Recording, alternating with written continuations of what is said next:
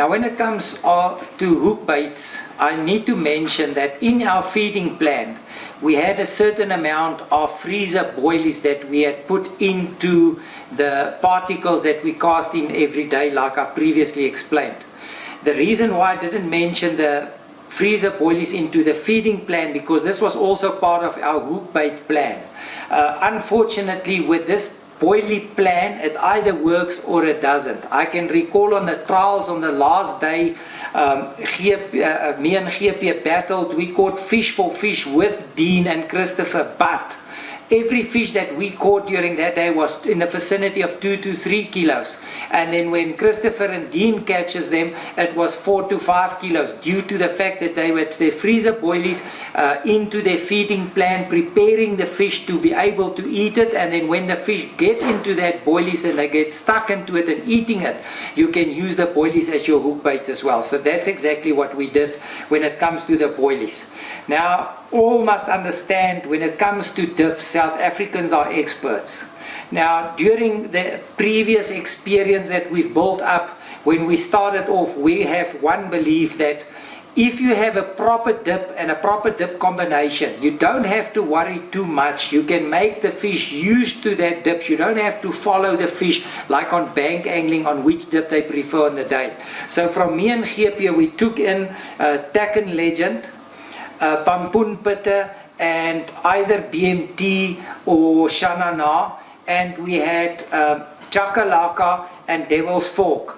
Our go-to plan was 7 guns and Spyker, and we also had one of our new products called Plain Jane that we now and then we put it in, but that wasn't part of the game plan for this tournament. We just had it as a backup because during the last exercise session it worked well for us, and it did not drop us during this time, but it was not part of the buckets on top of our basket.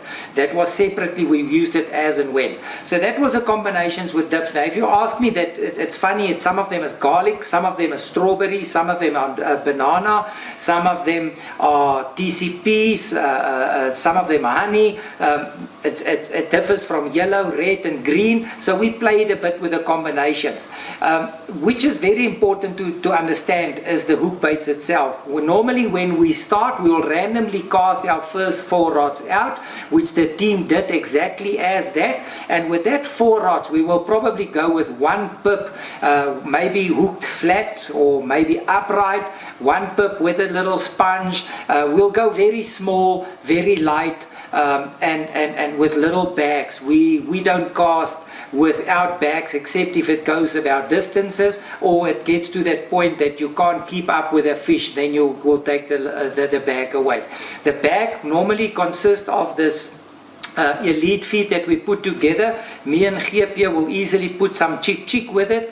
I know Dean and them will put honey and sweet corn essence with it. So the plan was to have a little bag. Your choice would probably not have much of an influence with this few dips, and then started off with pips, small, either backed with a sponge. We will try a plastic pip, but normally in the beginning it's not really working. Then as the competition progresses, we will move on to the peanuts, the tiger nuts, or combinations of peanuts, tiger nut pips. What worked very well for the South Africans in the last 36 hours, we used to punch a 8mm tiger. We cut it in a 2 or 3 millimeter ring, and we then backed it with a floaty, and we used either a Champion or a Vampire or Pampoen Pitte floaty. So the combination of that two worked extremely well in the last 36 hours, and that gave us the edge to continuously every 10 minutes get a reel running, where the opposition, a little bit I could see from them, was in the vicinity of 3/4 of an hour to an hour. Through experience, we also learned that baits working during the day was not the case at night. So at night you get away with 40mm freezer boilies or normal boilies, or with wafters or with pop-ups, specifically white. Sometimes a barbel kills you when you put up the white pop-ups, but it often happened that the carp at night pick up that white pop-ups. Like I've said, peanuts also work at night.